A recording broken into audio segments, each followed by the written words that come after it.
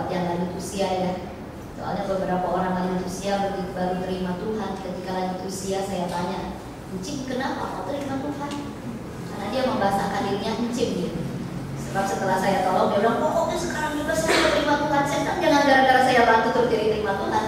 Kenapa mau terima Tuhan?" Lalu dia bilang begini, "Supaya kalau mati ada yang ngurus." Ya, saya bilang, "Waduh Cim, gak usah repot. Ya, gak usah ikut Tuhan, kalau mati pasti ada yang ngurus. Kalau nggak diurus bau soalnya." Tapi saudara-saudara, itu sebuah gambaran ya. Si Cim ini ya dengan jujurnya dia mengatakan supaya kalau mati ada yang ngurus. Ikut gereja, jadi kalau mau kemana-mana bisa ada barunya, ada temennya, bisa piknik bareng, bisa apa. Ya kalau memang nggak ada teman selama ini, apa yang menjadi dasar dia menjadi pengikut Tuhan? Itu akan memberi pengaruh pada perilaku dia sebagai pengikut Tuhan. Ketika tidak ada yang merawat, tidak ada yang memperhatikan, maka dia akan mutung. Sebab motivasinya mengikut Tuhan bukan mengikuti apa yang kata Yesus katakan, bukan untuk menyangkal diri, bukan untuk memikul salib dan mengikut Yesus, tetapi untuk memuaskan diri sendiri. Ketika dia mau ikut Tuhan supaya ada teman, supaya ada kehidupan yang berbeda, lalu menikmati kehidupan bersama, ketika dia ada konflik dengan sesamanya, dia tidak sanggup lagi menjadi pengikut Tuhan.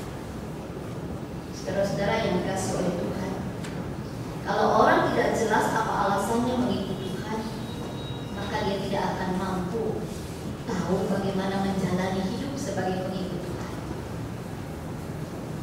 Hari ini saudara-saudara, bacaan kita berbicara tentang daftar pengikut Tuhan di dalam perkataan dan perbuatan. Saya membagi 4. Menjadi pengikut Allah di dalam perkataan dan perbuatan berkaitan dengan diri kita sendiri. Itu mulai dari ayat yang ketiga, saudara-saudara.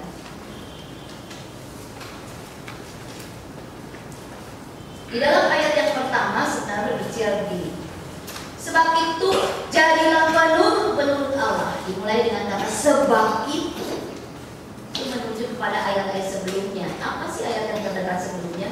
Sebab kamu sudah menjadi manusia baru, sebab kamu sudah dibaharui, sebab kamu sudah menjadi pengikut Tuhan, maka jadilah penurut Allah.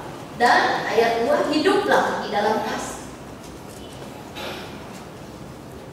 Garis besar bagaimana menjadi pengikut Allah di dalam perkataan dan perbuatan adalah menjadi penurut Allah dan hidup di dalam kasih.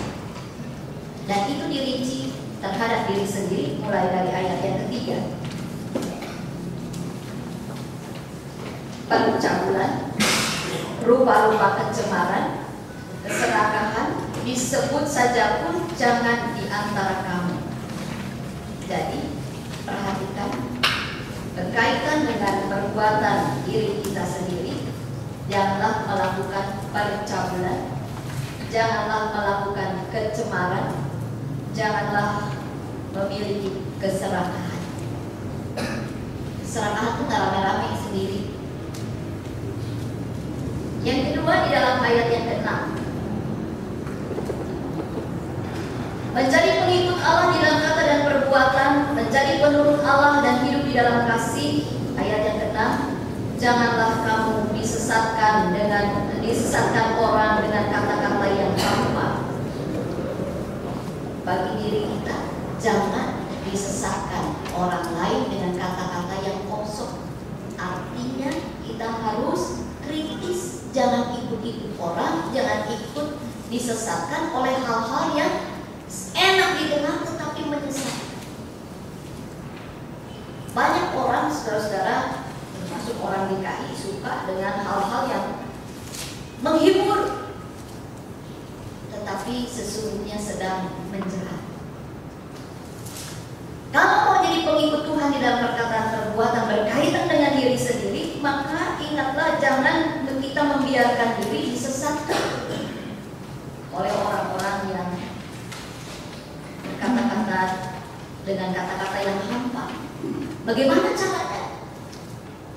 kita harus punya informasi yang baik dan benar.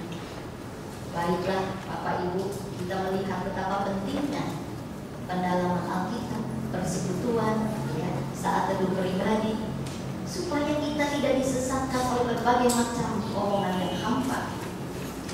Di dalam ayat yang ke-8 berbicara juga bagaimana kita hidup sebagai penurut Allah berkaitan dengan diri kita sendiri.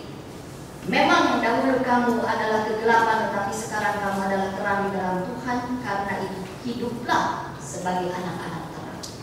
Hiduplah sebagai anak-anak terang. Kalau saya mau jadi penurut Allah dan hidup di dalam kasih, maka saya harus hidup sebagai anak-anak terang. Anak-anak terang jelas berlawanan perbuatannya dengan anak-anak kegelapan. Anak-anak terang jelas akan terlihat dan menjadi sebuah patokan bagi orang lain untuk berbuat. Saya sering disadarkan oleh Tuhan, saudara-saudara, tentang kejelekan diri saya lewat apa yang saya lihat dari orang lain. Sering sekali, saya tidak tahu, saya belum pernah sharing sama teman-teman bertanya tentang ini ya. Tetapi saya sering kali kalau melihat orang gimana pun, baik orang itu saya kenal maupun tidak kenal ya, saya melihat lalu saya merasa kayak gitu yang perbuatannya. Lalu kemudian di dalam pikiran dan hati saya langsung saya disadarkan, tahu nggak, kamu juga begitu. Oh, kalau saya begitu menyebalkan ternyata ya. Bagi saya Tuhan benar-benar lewat orang-orang. Arti hiduplah sebagai anak-anak terang, waspada apa yang kita kerjakan itu dilihat oleh orang lain. Maka kalau saya mau menjadi pengikut Allah di dalam perkata dan perbuatan, saya mawas diri dan perkataan dan perbuatan saya itu direkam oleh orang lain, dan itu menjadi acuan orang lain untuk melakukan sesuatu lain. Hiduplah sebagai anak-anak terang, hiduplah sebagai penurut-penurut Allah, saudara-saudara, berkaitan dengan diri kita sendiri. Janganlah kita mengambil bagian dalam perbuatan kegelapan di dalam ayatnya yang ke-11. Lalu di dalam ayatnya yang ke-15, bagi diri kita sendiri, saudara-saudara, jelas di sana dikatakan, perhatikan dengan sesama bagaimana kita hidup. Mau menjadi pengikut Allah di dalam perkataan dan perbuatan, perhatikan dengan sesama bagaimana kamu hidup. Perhatikan dengan sesama apa yang kamu makan, minum, dan pakai. Perhatikan dengan sesama apa yang engkau katakan. Perhatikan dengan sesama apa yang kita lakukan. Perhatikan dengan sesama bagaimana kamu mengisi. Perhatikan dengan sesama apa yang sering masuk di dalam pikiran dan hati kita. Firman Tuhan, janji Allah, ataukah ajaran-ajaran dari sinetron, atau dari hal-hal yang lain. Perhatikan dengan sesama. Berkaitan dengan diri kita sendiri, bagaimana kita menjadi pengikut Allah di dalam perkataan dan perbuatan, dituliskan juga di dalam ayatnya yang ke-17. Jangan menjadi bodoh. Jangan biarkan diri kita menjadi bodoh, tetapi usahakan supaya kamu mengerti kehendak Allah. Nggak gampang mengenal kehendak Allah karena kita bukan Allah. Tetapi di sini Paulus mengatakan, usahakan supaya kamu mengerti kehendak Allah. Semakin dekat kita dengan Allah, maka semakin mudah kita mengenali kehendaknya. Bagaimana kita membangun kedekatan dengan Allah? Tidak lain hanya di dalam doa, di dalam komunikasi, doa, dan membaca firman.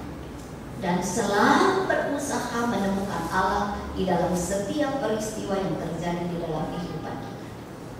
Maka kita akan menjadi semakin mudah mengenali kehendak Allah. Di dalam ayatnya yang ke-18, saudara-saudara, bagi diri kita sendiri jangan mabuk oleh anggur. Mungkin kita tidak minum peminum, tapi yang dimaksud di sini jangan kita menjadi orang yang hanya memuaskan nafsu saja, tetapi hendaklah kita bertumbuh dengan roh. Membuka diri, membiarkan roh Tuhan yang memimpin hidup kita supaya Dia yang mengendalikan seluruh hidup kita. Lalu ayat yang ke-20, saudara-saudara, ucaplah syukur senantiasa kepada Tuhan dalam segala sesuatu. Kalau kita membiarkan diri kita seperti itu, maka tentu kita akan mampu menjadi pengikut Tuhan di dalam perbuatan. Karena perbuatan kita berbeda dengan perbuatan orang-orang yang tidak hidup di dalam Tuhan. Menjadi pengikut Tuhan di dalam kata dan perbuatan berkaitan dengan diri kita sendiri. Yang kedua berkaitan dengan hubungan kita, relasi kita dengan sesama. Sama diatur mulai dari ayat yang ketiga dan yang keempat, saudara-saudara, bahwa percampuran rupa-rupa kecemaran, keserakahan itu berkaitan juga dengan atau berapa ya? Berpengaruh pada hubungan kita dengan sesama. Kalau saya melakukan kecemaran, tentu suami dan anak saya akan dirugikan. Tentu jemaat saya akan juga merasa menjadi malu. Tentu saudara juga malu di GKI. Oh kayak begitu. Jadi saya harus menjaga diri dari kecemaran bukan melulu untuk diri saya sendiri, tetapi di dalam kaitan saya juga menghadirkan diri sebagai pengikut Tuhan dalam kata dan perbuatan dalam hubungan saya dengan orang lain. Dengan tidak berbuat kecemaran, maka saya akan memelihara hubungan yang baik dengan keluarga, dengan orang-orang di sekitar saya. Dan yang keempat, ayat yang keempat, menjadi pengikut Allah di dalam kata dan perbuatan dalam kaitan dengan sesama. Janganlah ada perkataan kotor yang keluar dari mulut kita. Jangan ada perkataan kosong. Jangan ada perkataan yang sembrono keluar dari mulut. Kalau kata-kata kita baik, kata-kata kita penuh keramahan, kata-kata kita memberikan semangat bagi orang lain, kata-kata kita bukan kata-kata penghakiman, bukan kata-kata memojokkan, bukan kata-kata yang merendahkan, maka tentu sesama kita akan melihat bahwa kita adalah orang yang memang diutus Tuhan untuk mendampingi dia, untuk memberi semangat kepada dia, untuk meneguhkan hatinya, untuk melegakan dia. Seperti Tuhan Yesus memberi diri untuk memberikan kelegaan kepada siapapun yang datang kepada dia. Siapa mengikut aku, ia harus menyerahkan diri, dia memikul salib dan dia mengikut aku. Mengikuti apa yang Yesus lakukan juga. Tidak pernah ada kata-kata kotor, tidak ada kata-kata sembrono, tidak ada kata-kata yang kosong yang keluar dari mulut kita. Minta maaf, seringkali kita overdosis, sekalipun dalam kerangka menasehati, sekalipun dalam kerangka punya